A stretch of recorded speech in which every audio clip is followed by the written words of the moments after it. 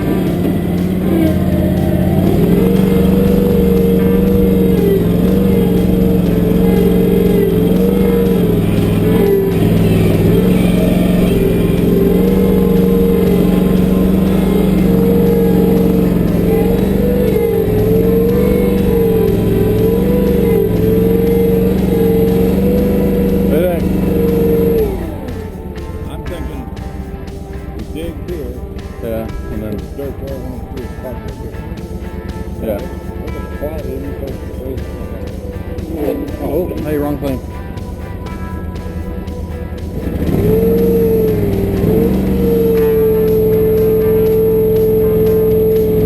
You think that's good there?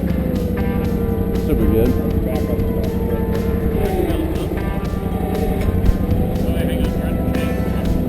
Throw it up in the foothole.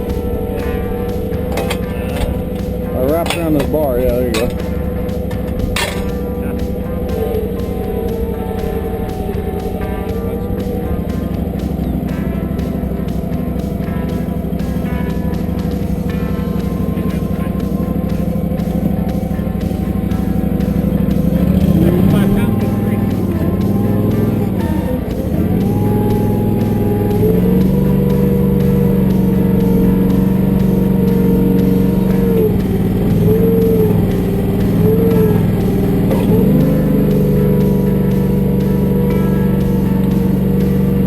Back we going.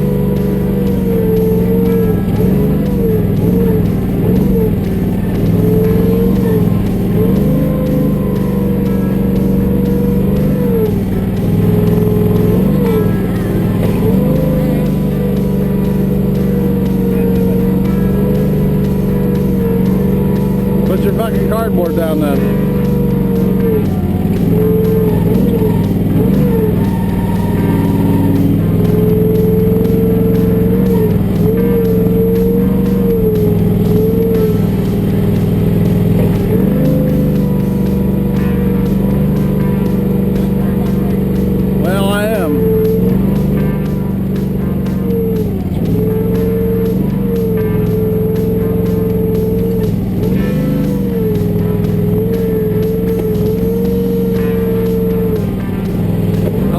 The bucket do that.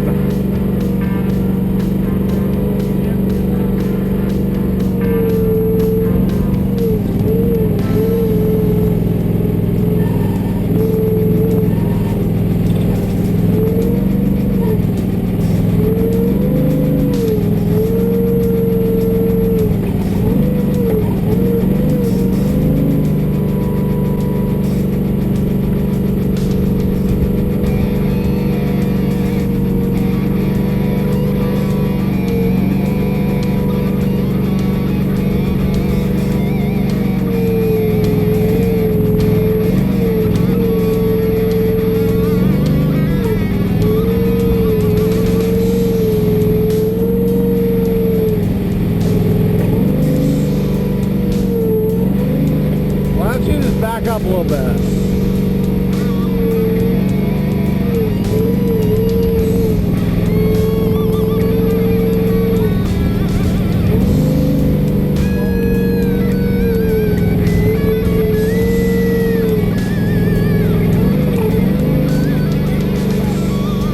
There goes 3 feet.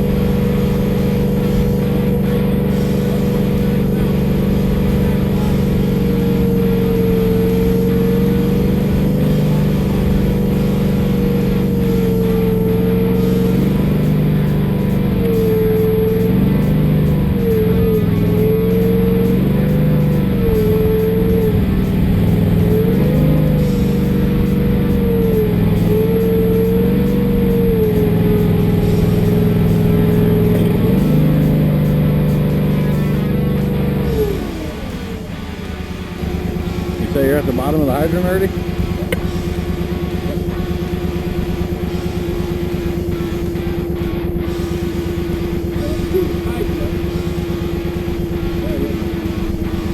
We gotta fish our bucket of rocks out too, don't we?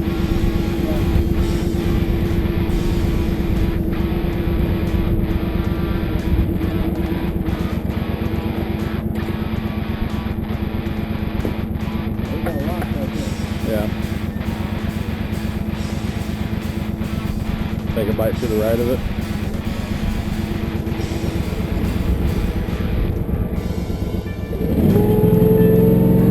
I'm so covered in grease everywhere.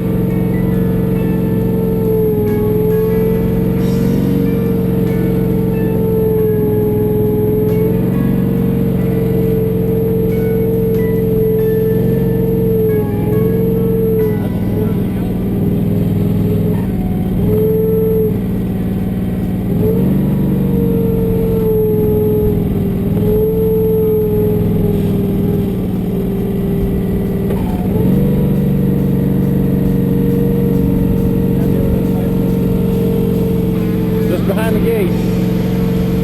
Hey. Huh? It lines up with that red mark that used to be on the smokehouse and been behind the red gate. Or behind the gate. One way to find out, right? No, idiot spoon. That's how you find out. What? That's called an idiot spoon. Shovel. Oh. That's what my plumbing buddy calls it.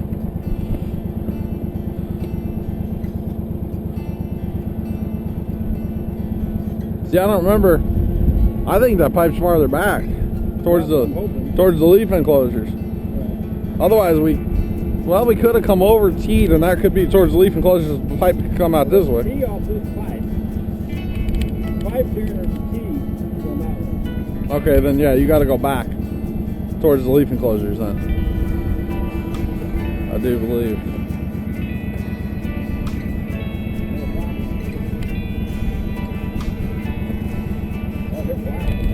Woo, we were close, huh? That's why I was telling you, the tees are going deep in the Yeah. That's we're done with the machine, huh? For this dig. You take a couple scoops on this side, right in front of you. Yeah. There's more. We did tee off for future, didn't we? We're done for this second, right? Okay, let me jump off.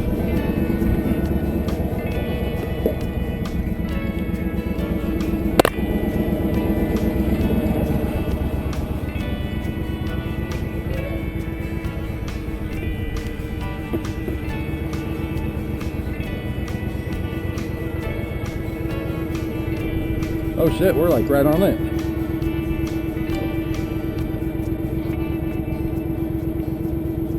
Could we get some lighting in the hole, please? So we teed off for future then. No, probably a foot or two.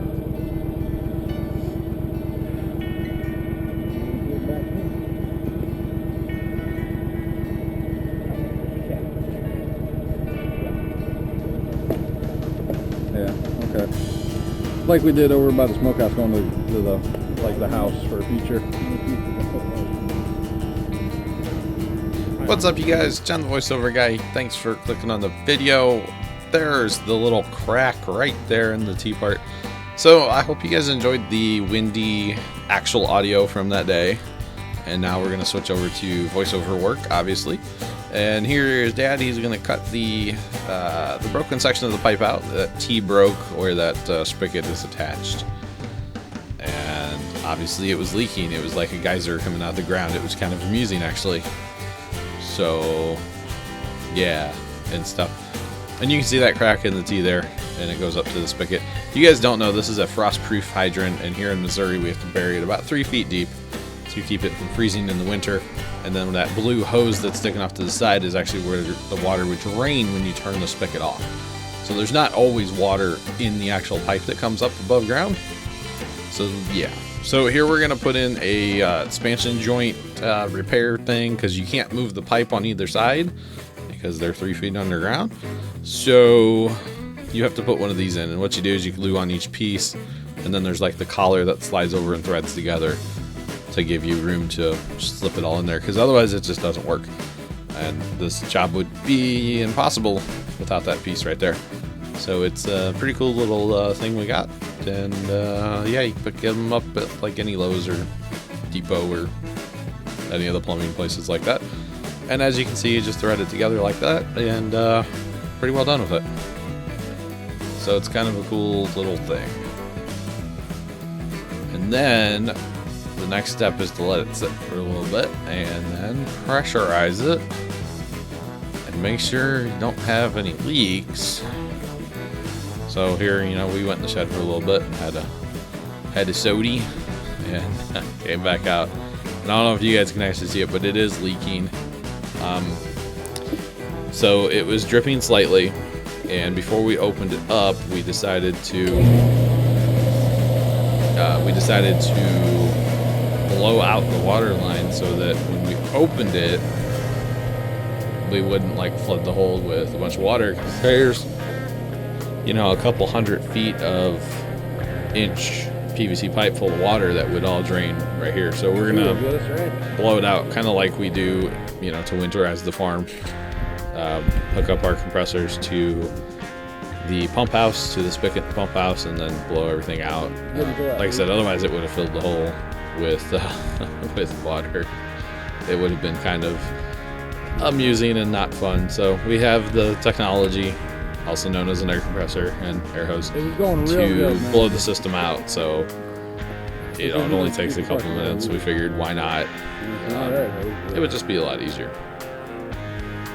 So Dad's gonna hook it up, and then we're gonna blow the system out. And yeah. So by the way, this is the 50th on the farm. That's why we're going super long on this video. You guys need to let me know, do you like the long ones, or do you like the shorter episodes? I kind of prefer around the 10-minute mark or so. It was a lot of shooting, and as you can see, a lot of this video was from the head mount GoPro Hero 2. So if I do any more of these long videos, all that water too, it'll be primarily from the head mount with the GoPro, because it's just easier. I can keep working, you know, as I'm filming. So Mike went out in the garden and drained that one, and then this is out front. Asparagus on the left, rye's on the right. So that rye is just like exploding out of the ground currently. And that one is cracked open, so there's one more across the farm. So I'm gonna blast over there. I'm on the little four-wheeler. We'll blast over there and get it draining. So here is this one. The head mount makes you a little dizzy sometimes, but you know, I don't remember how many hours of footage I had. It was like a lot. Oh, there's a dig under that building. We'll get back to that. But yeah, many hours of footage. Like I said, guys, you guys need to let me know if you like the longer on the farm videos, or if you prefer just kind of the short update kind of ones. Yeah, either way, you guys let me know, and we might have to reevaluate for the second 50. So that machine we were digging with is an old, not even sure what year it is. It's old. It's very, very old. From the place my dad works, it's rentable, but nobody really rents it anymore, because they look at it and then they look at their mini excavator that they have, and they much rather pay a little bit more to get a machine that is a whole lot better. The controls on that machine we had down there are getting pretty worn, along with everything on the arm. So I mean, it's a perfectly fine machine and it works, but man, don't have anybody stand anywhere near it when, you know, I'm actually using the thing, because sometimes the backhoe can get a little out of control, and you know, it's hydraulic and steel, so it's going to win, unfortunately, over like a human, like an arm or something. So blowing out all these water lines, and actually I did not film Dad actually going back in the hole and fixing it. What had happened is where the two parts thread together, there's an O-ring in there, a gasket, and apparently it fell out. Now, luckily we did actually have a second one at the farm that day. We had actually talked about taking the spigot that we just took out of the ground and moving it, but on the day of down there we decided to just eliminate it for now, and if we want sometime in the future we can always dig another hole, dig up our water line and add it. So yeah, we just decided to go ahead and just not. We never really used the one that we took out. It was just kind of there, and we're right behind the old chicken house, and there's actually one in the chicken house too, so we really don't need the one that was right here. So yeah, it's in the shed. We cleaned it up. The pipe was pretty rusty, and I cleaned it up and painted it, but it'll just sit in the shed, and if we decide to add it sometime in the future we can. And you can just see how windy it was there on this Sunday. It was brutal. And finally I look at Mike and I was like, can you go hold the camera strap back in the lens cap? So he was standing there holding it for you guys so that it wouldn't be just terrible footage. So you can see here we go, filling in our little hole. This is what was on our Instagram. If you guys are wondering, we were teasing like we buried a body, but no, it was just pipe. Nothing too exciting or anything. So yeah, and now we did all this before lunch even, so it's pretty good. We didn't get down there for a while because we actually had to go get the machine that morning, and it's a little ways away from the farm, so yeah. But I think that thing has like a 25 horse engine in it. It's all hydraulic, everything on it's hydraulic, and it's a decent little machine. As you can see, we have that same trailer with the hole in it from when we had the mini front loader. I keep wanting to call it a mini excavator, and I know it's not. It's mini front loader. Same trailer. So load this bad boy on there, and we're done with it. So that was the water pipe fix project, and then we decided to go to lunch, and we ran into this. So this is at my dad's cousin's farm. He hired a company to come out and put anhydrous down on his corn ground, which is a type of fertilizer that you can put down in the spring or the fall. And he's putting it down in the spring. So this is a New Holland T9 615. I'm assuming it's 615 horsepower. I don't actually know. I haven't looked it up. But it's basically a Case quad track, just New Holland version. Case and New Holland are same company, so it's awesome. I've never actually been up close to one before, and it was ridiculously big. So we had to stop and take some pictures of it because why not? And there's like the center pivot. It's really, really neat to be up close to it. And yeah, it's really, really neat. So then when we came back from lunch, we decided it was the day to plant potatoes. So for people like Green Gangster that are gonna get ready to plant some potatoes here in real life, he lives up north, so he can wait a little bit longer to plant. And so Dad is cutting the potatoes so that there's an eye or a sprout. These are kind of past eyes, actually. They're to the sprout phase. And cutting them up so there's at least one on every chunk. Some, you can plant the whole potato, but we cut them up to kind of stretch it a little farther. So yeah. So we have our what we call Little Buster on the Power King tractor. Mike just drug it through the garden there. Basically a little middle buster plow thing, and just plows up the dirt a little bit. And we're actually talking about building something for that because the depth is so hard to set with that 3-point hitch on that Power King. But if we made something like tow behind or something with some kind of wheels so that we could set our depth ahead of time, and then away we go. So they're a few inches in the ground anyway. And this is just a personal thing here, raking it out. The lumps bothered me. We have not worked any dirt this spring, really. A lot of times we'll go out there with the tiller first and work the dirt, and then it's like powder and, better seed bed. But we're planting potatoes, so you don't really need the best seed bed in the world. So, yeah. So here you can see Dad's going to we're gonna bullshit for a little bit. Okay, here. So Dad's gonna start plunking taters in the ground, and they're spread out about 8, 10, 12 inches, something like that. And yeah, and then Mike and I are gonna go along and rake it up. Normally we would actually have our rear tine tiller out here, and we would till alongside the row so that we would have plenty of loose dirt for mounding reasons, but right now there's really no point in mounding them. So we'll come back to that and do that later. For now, we're just going to cover them up with the dirt that kicked out with the little buster, as we call it. Because we have a middle buster for the big tractor for when we go to dig them during harvest, you know, dig the potatoes to eat them then. But we have a little buster to plant. And you can see her, I'm like running over Dad, and finally he's like, would you stop? I was like, whatever, I'm being efficient, leave me alone. So, yep, and then Mike's gonna get the other side back there, and you know, it's not hard work if you have a couple sets of hands to get it all done pretty efficiently. It sucks doing it all by yourself. You know, you gotta plant them, and then all the raking all that dirt kind of sucks if you're doing it by yourself. But yeah, and then I know Dad was talking about a ridger. We might try to come up with some kind of ridger too, put behind the tractor and just drag it through there and ridge up the dirt. But for now, we do it the manual way with garden rakes. So pretty awesome. We were going for 3 rows of potatoes. I forget what kind of white potatoes they are, and then you had some kind of red potato too. I don't get too involved in that side of the farm stuff. He just goes to the co-op or whatever and buys them, and then yeah. So we had some rye here from last fall. I guess it got away on us. Get that out of the way.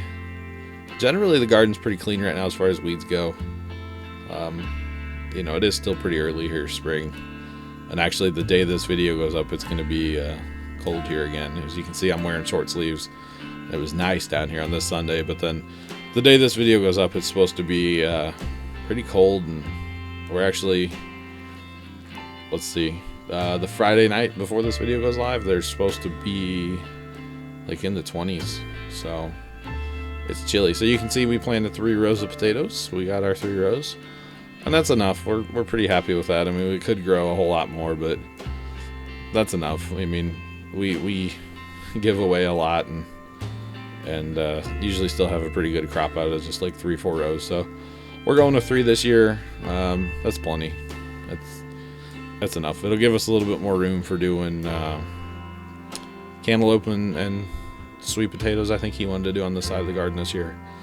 We try to rotate pretty much every year where we plant our stuff. So actually right here where we're planting potatoes was our sweet corn last year.